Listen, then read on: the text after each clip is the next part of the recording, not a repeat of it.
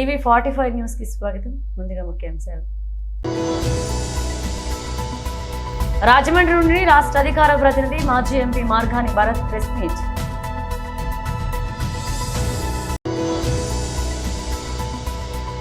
BJP కార్యకర్తలు తలుచుకుంటే Congress party కార్యాలయాలు నిలబడవు.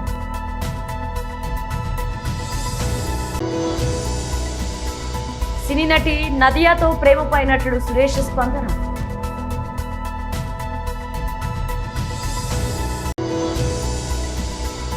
ప్రియురాలి తండ్రిపై పగ, ప్రేమలు, హీరో నుంచి మరొక హిట్ మూవీ ఓటీటీలో.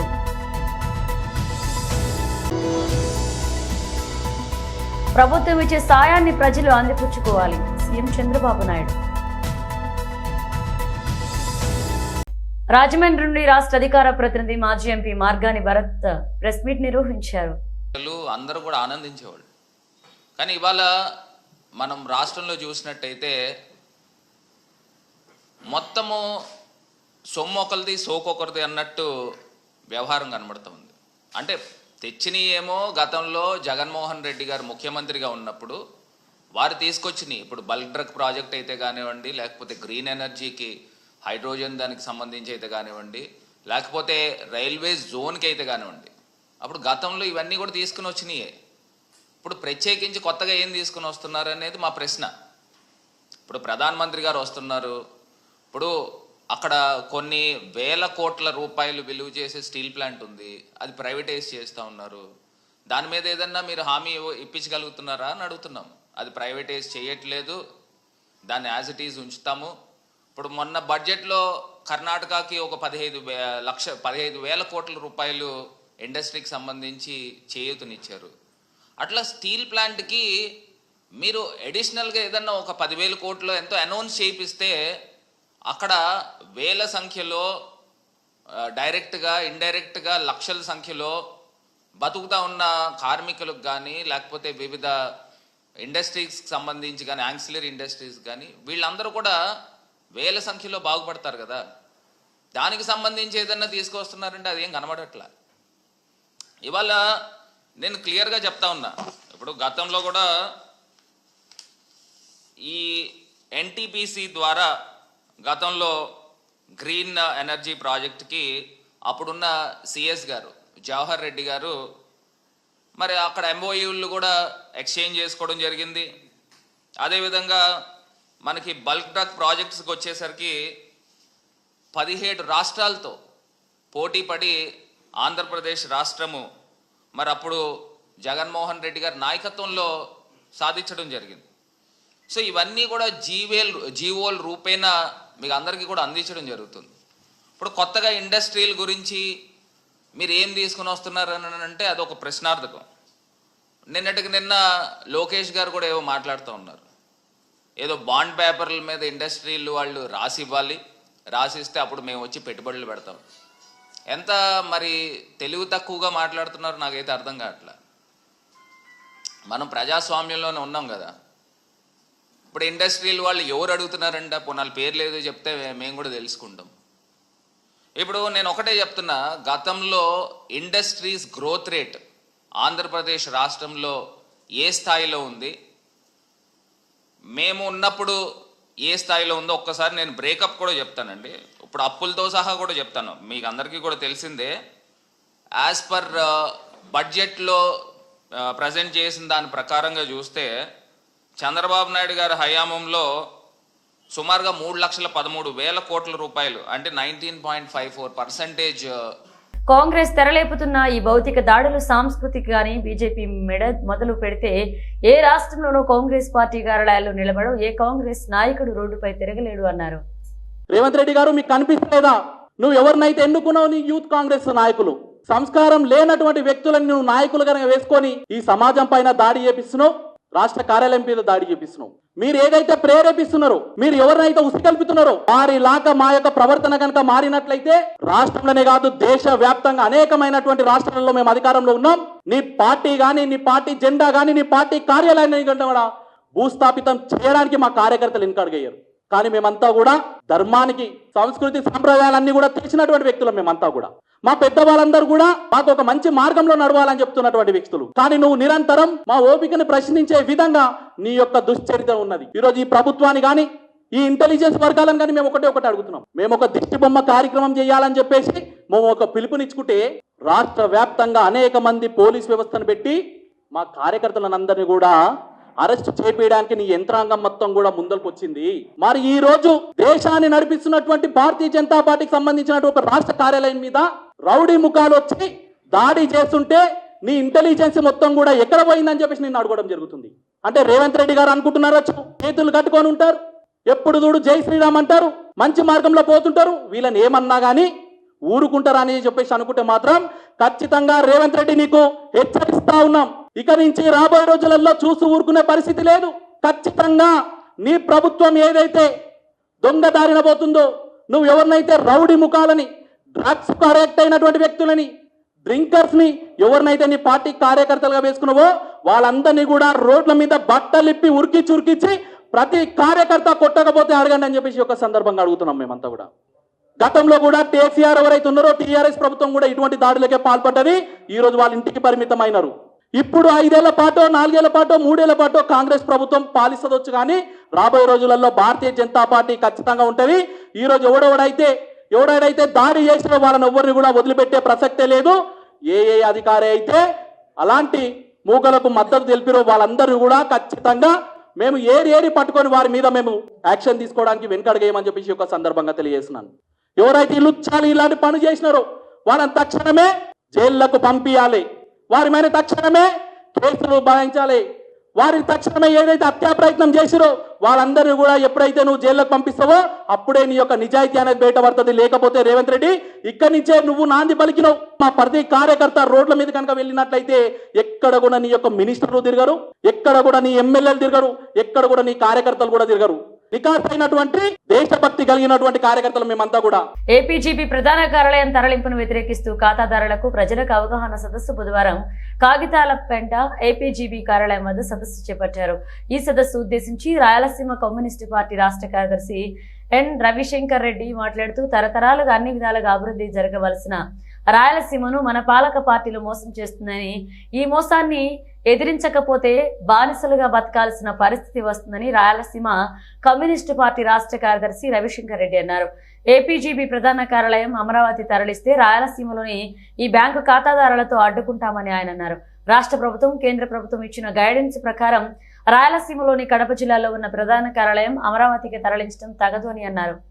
ఏపీజీబీ ప్రధాన కార్యాలయాన్ని, కేంద్ర కార్యాలయాన్ని కడప నుంచి అమరావతికి తరలించాలన్న ప్రభుత్వ ఆలోచనను ప్రజలకు చెప్పి వాళ్ళని చైతన్యవంతం చేయడానికి రాయలసీమ కమ్యూనిస్టు పార్టీ ఆధ్వర్యంలో ప్రతి బ్యాంకు శాఖ దగ్గర అవగాహన సదస్సులు నిర్వహిస్తున్నాం. అలాంటి ఒక సదస్సులో భాగంగా ఈరోజు ఇక్కడ కాగితాలపేటలోని ఆంధ్రప్రగతి గ్రామీణ బ్యాంకు వద్ద ఈ సదస్సు నిర్వహిస్తూ ఉన్నాం. ఈ ప్రభుత్వానికి ఒక్కటే చెప్పదలుచుకున్నాం, అనాదిగా రాయలసీమకు చాలా అన్యాయాలు జరిగినాయి. అది నీళ్ల విషయంలో జరిగినాయి, నిధుల విషయంలో జరిగినాయి, ఉద్యోగాల విషయంలో జరిగినాయి, వైద్య సంస్థల విషయంలో జరిగినాయి, విద్యా సంస్థల విషయంలో జరిగినాయి. అన్ని విషయాల్లో మాకు అన్యాయం జరిగింది. ఇప్పుడు కూడా మీరు అన్యాయం చేయాలని చూస్తే మాత్రం తప్పకుండా ప్రతిఘటిస్తాం, పోరాడతాం. ఈరోజు ఆంధ్రప్రగతి గ్రామీణ బ్యాంకు కేంద్ర కార్యాలయం కడపలోనే ఉంచొచ్చు అన్న కేంద్ర ప్రభుత్వ మార్గదర్శకాలను ఎందుకు ఉల్లంఘిస్తున్నారు? ఇక్కడ ఉన్నటువంటి ప్రజలు కాదా? ఇది ప్రాంతం కాదా? ఈ ప్రాంతం అభివృద్ధి చెందాల్సిన అవసరం లేదా? అమరావతిని అంతా అభివృద్ధి అయితే సరిపోతుంది అని చెప్పి మేము అడుగుతా ఉన్నాం. రాయలసీమ ప్రయోజనాలకు హాని కలిగించే ఏ నిర్ణయాన్నైనా రాయలసీమ కమ్యూనిస్ట్ పార్టీ వ్యతిరేకిస్తుంది, ప్రతిఘటిస్తుంది, పోరాడుతుందని చెప్పడానికే ఈ సదస్సులు. రానున్న కాలంలో ఆంధ్రప్రగతి గ్రామీణ బ్యాంకు ప్రధాన కార్యాలయం కడపలోనే ఉండాలని రేపు 12వ తేదీన పెద్ద సదస్సు ఐఎంఏ హాల్లో నిర్వహించబోతున్నాం. ఈ సదస్సుకు మాజీ మంత్రి శైలజానాథ్, అట్లాగనే కర్నూలు నుంచి జయరాజు, అట్లాగనే తిరుపతి నుంచి తులసేంద్ర, ఇట్లా అన్ని పార్టీలు, అన్ని రకాల వ్యక్తుల్ని పిలిచి పెద్ద సదస్సు నిర్వహించబోతున్నాం. ఆ తర్వాత కూడా దీన్ని పెద్ద ప్రజా ఉద్యమంగా మారుస్తాం. తప్పకుండా ఆంధ్రప్రగతి గ్రామీణ బ్యాంక్ కేంద్ర కార్యాలయం కడపలోనే ఉంచాలి, ఉంచేంత వరకు పోరాడతామని చెప్పి తెలియజేస్తాం. సీనియర్ సినీ నటుడు సురేష్ హీరోగా విలన్ గా క్యారెక్టర్ ఆర్టిస్ట్ గా విభిన్న పాత్రల్లో మెప్పించారు. తన కెరీర్ లో 270కి పైగా సినిమాలు చేశారు. తమిళంలో సైతం సత్తా చాటారు. అప్పట్లో హీరోయిన్ గా ఉన్న నదియాతో సురేష్ ప్రేమ వ్యవహారం నడిపారనే వార్తలు చక్కర్లు కొట్టాయి. నదియా ప్రస్తుతం సీనియర్ నటిగా ఫుల్ బిజీగా ఉన్న సంగతి తెలిసిందే. నదియాతో తనకు అఫైర్ ఉందంటూ వచ్చిన రూమర్స్ పై తాజాగా ఓ యూట్యూబ్ ఛానల్ ఇచ్చిన ఇంటర్వ్యూలో సురేష్ స్పందించారు. నదియా తనకు బెస్ట్ ఫ్రెండ్ అని, ఆమెతో తాను చాలా చిత్రాలు చేశారంటూ సురేష్ తెలిపారు. నదియాకు బాయ్ ఫ్రెండ్ ఉండేవాడని, ఆయన పేరు శిరీష్ అని చెప్పాడు. షూటింగ్ సమయంలో ఆమె తన బాయ్ ఫ్రెండ్ తో ఫోన్ లో ఎక్కువ సమయం మాట్లాడేదని తెలియజేశారు. శిరీష్ సురేష్ 2 పేర్లు ఒకేలా ఉండడంతో నదియా బాయ్ ఫ్రెండ్ తానే అని అందరూ అనుకునేవారని చెప్పారు. నదియా తనకు చెల్లెలు వంటిదని, ఆమెతో అఫైర్ కు అవకాశం లేదంటూ సురేష్ అన్నారు. శిరీష్ ను పెళ్లి చేసుకున్న నదియా లైఫ్ లో సెటిల్ అయిపోయిందంటూ తాను చెప్పుకొచ్చారు. మలయాళంలో వచ్చిన విజయవంతమైన చిత్రాలలో ప్రేమలు ముందు వరుసలో కనిపిస్తుంది. నన్స్లిన్ కే గఫూర్ హీరోగా గిరీష్ తెరకెక్కించిన ఈ చిత్రం సంచలన విజయాన్ని సాధించింది. కేవలం 3 కోట్లలో నిర్మితమైన ఈ సినిమా 136 కోట్లను రాబట్టడం ఒక రికార్డు. అలాంటి కాంబినేషన్ లో రూపొందించిన మరొక సినిమానే ఐయామ్ కాథలన్ సినిమా క్రితం ఏడాది నవంబర్ 7వ తేదీన థియేటర్లకు వచ్చింది. రొమాంటిక్ లవ్ స్టోరీని టచ్ చేస్తూ సాగే క్రైమ్ థ్రిల్లర్ గా ఈ కథ నడుస్తుంది. లిజో మోల్ జోస్ కథానాయికగా నటించిన ఈ సినిమాలో దిలీష్ పోతన్ కీలకమైన పాత్ర పోషించాడు. సిద్ధార్థ్ ప్రదీప్ సంగీతాన్ని సమకూర్చిన ఈ సినిమా యూత్ నుంచి మంచి మార్కులను కొట్టేసింది.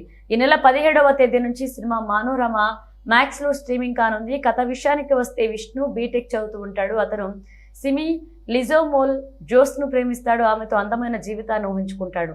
సిమి తనని అర్థం చేసుకోవడం, ఆమె తండ్రి చాకో తనని అవమానించడాన్ని విష్ణు తట్టుకోలేకపోతాడు.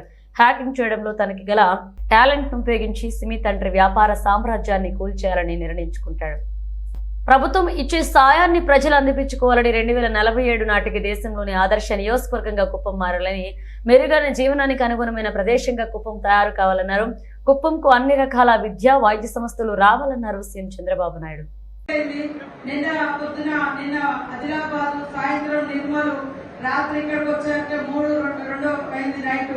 మళ్ళీ తెల్లారి వందల సంవత్సరాలుగా రోడ్డు లేనటువంటి గ్రామాలకు ఈ రోజు మరి కలెక్టర్ గారి చొరవ, వారి యొక్క యాక్టివ్నెస్, అదేవిధంగా డిఎఫ్ఓ గారు, పిఓ గారు అందరి చొరవతో మరి గుట్టల మీద ఉన్నటువంటి 5 గ్రామాలకు ఈ రోజు రోడ్లు ఓపెనింగ్ పోయి రావడంతో లేట్ అవడం జరిగింది. బందాల, మరి పోచాపురం, గొల్లెపల్లి, అటు అల్లిగూడెం, నర్సాపురం అనేటువంటి విలేజ్లకు, లింగాల సైడు. సో మాకందరికి అక్కడ చాలా సంతోషం అనిపించింది. మారుమూల గ్రామాల బిడ్డలకు ఇన్నాళ్ళకు మనం రోడ్ వేసుకుంటున్నామని.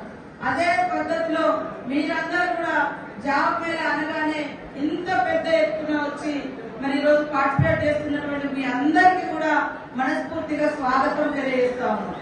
ముఖ్యంగా ఇందాక కలెక్టర్ గారు అన్నట్టుగా పోయినసారి కూడా చాలా కంపెనీస్ తోటి మేము జాబ్ మేళ పెట్టినాం. జూలైలో అనుకుంటా, జూలైలో. కానీ మనం హైదరాబాద్ పోవాలా అని చాలా మంది పోలేదు. ఇక్కడ కలెక్టర్ గారిని మరి కర్ణాటక రాష్ట్రం నుంచి ఇక్కడికి వచ్చి పనిచేస్తున్నారు. మరి షఫీల్లా గారు ఇంకొక ప్రాంతం నుంచి, మన ఐటీడీఎఫ్ఓ గారు ఇంకొక ప్రాంతం నుంచి, డిఎఫ్ఓ గారు మహారాష్ట్ర నుంచి.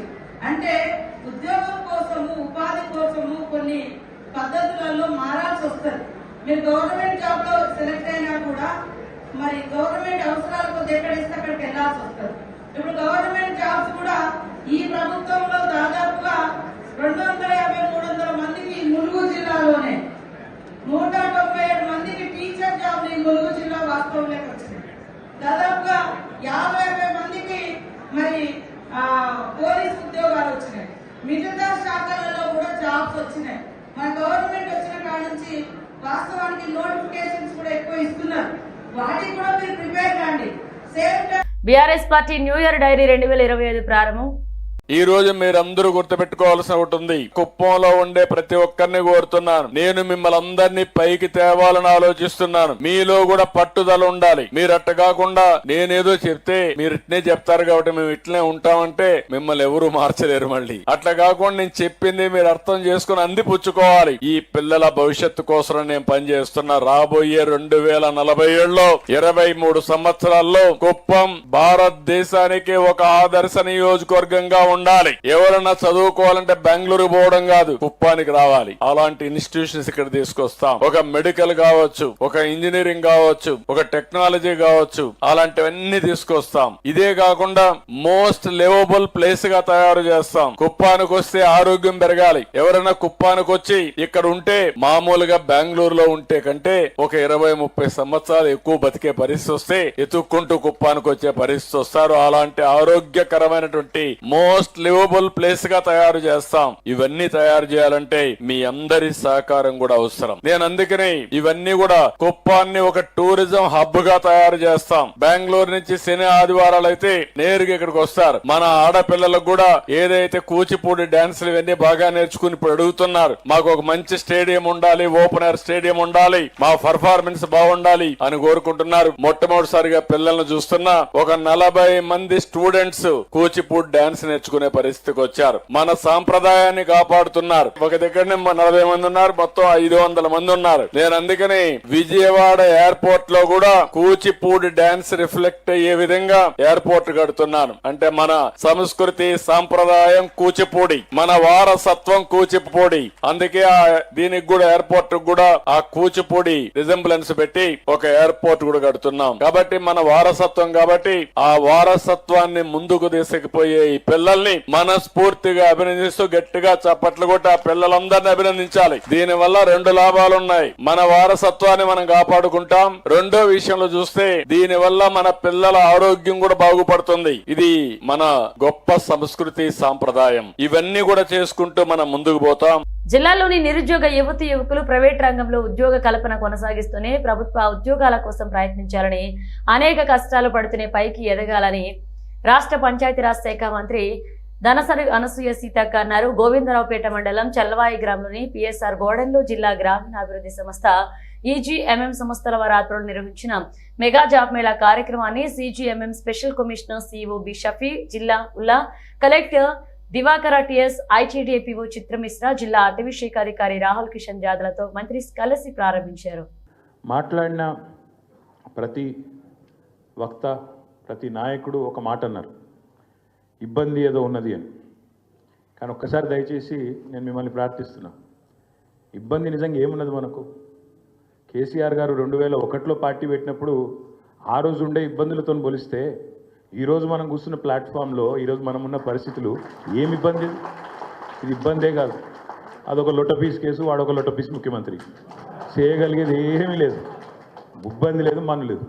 మీరు అనవసరంగా ఇబ్బంది అన్న మాట దయచేసి మీరు మాట్లాడకూడదు పబ్లిక్ వేదికల మీద. ఎందుకంటే ఇబ్బంది ఏముంది? కేసీఆర్ గారు ఆనాడు కడుపు మార్చుకొని తెలంగాణ వచ్చుడో కేసీఆర్ సచ్చుడో, తెలంగాణ జైత్రయాత్రనో కేసీఆర్ శవయాత్రనో అని కూర్చున్నాడు చూడు. గా ఇబ్బంది ముందుకు ఇది ఏమి ఇబ్బంది నాకు అర్థం కాదు. మా తమ్ముళ్ళు కేసీఆర్ గారు నిరాహార దీక్ష కూర్చున్నాను నాకు యాదుకుంది. ఉస్మానియా యూనివర్సిటీలో మా తమ్ముడు సుమన్ కానీ, ఎర్రోల సీను కానీ, ఇంకా మిగతా విద్యార్థి నాయకులు వాళ్ళ ఈపులు విమానం మూత మోగినాయి. 56-60 లాఠీ దెబ్బలు పడితే ఒక్కొక్కరిని ఈపు కాలిపోయింది, కమిలిపోయింది. గా ఇబ్బందుల ముందు ఇదేం ఇబ్బంది?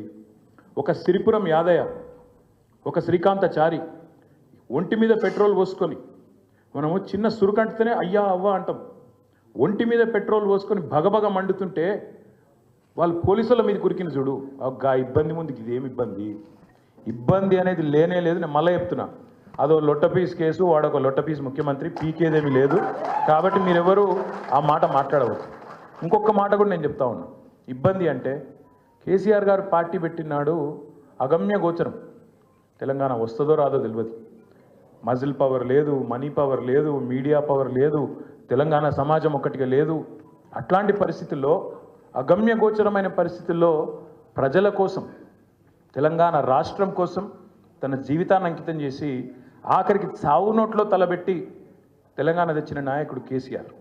అట్లాంటి కేసీఆర్ తయారు చేసిన సైనికుడిగా, కేసీఆర్ రక్తం పంచుకొని పుట్టిన బిడ్డగా ఇది ఇబ్బంది కానే కాదు. మనం ఎవ్వరం కూడా బాధపడాల్సిన అవసరం లేదు. నేను మిమ్మల్ని కోరేది, ప్రార్థించేది ఒకటే. ఈరోజు రాష్ట్రంలో ఒక 3D పాలన నడుస్తున్నది. 3D ఏంటిదా? 3D. మొదటి డి డిసెప్షన్. డిసెప్షన్ అంటే మోసం. రెండవ డి డిస్ట్రాక్షన్ అంటే అటెన్షన్, మన అటెన్షన్ మళ్ళించుడు. మూడవ డి డిస్ట్రక్షన్, విధ్వంసం. ఈ 3 జరుగుతున్నాయి. డిసెప్షన్ అంటే ఏంది? ఇప్పుడు హరీష్ రావు గారు చెప్పారు, హేమంత్ సోరెన్ గారు మొన్ననే గెలిచిండు జార్ఖండ్లో. కానీ నిజాయితీ గల నాయకుడు కాబట్టి, నిజాయితీ గల బిడ్డ కాబట్టి, జార్ఖండ్ రాష్ట్ర ఏర్పాటు కోసం వాళ్ళ నాన్నగారు శిబు సోరెన్తో పాటు కొట్లాడిన బిడ్డ కాబట్టి. బులెటిన్ ముగించే ముందు హెడ్లైన్స్ మరోసారి. రాజమండ్రి నుండి రాష్ట్ర అధికార ప్రతినిధి మాజీ MP Margani Bharat press meet.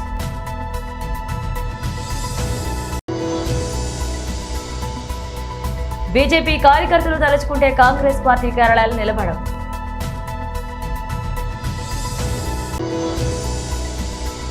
సినీ నటి నదియాతో ప్రేమపై నటుడు సురేష్ స్పందన.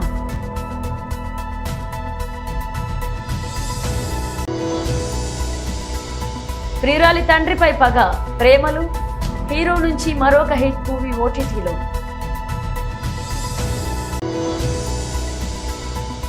ప్రభుత్వం ఇచ్చే సాయాన్ని ప్రజలు అందిపుచ్చుకోవాలి, సీఎం చంద్రబాబు నాయుడు.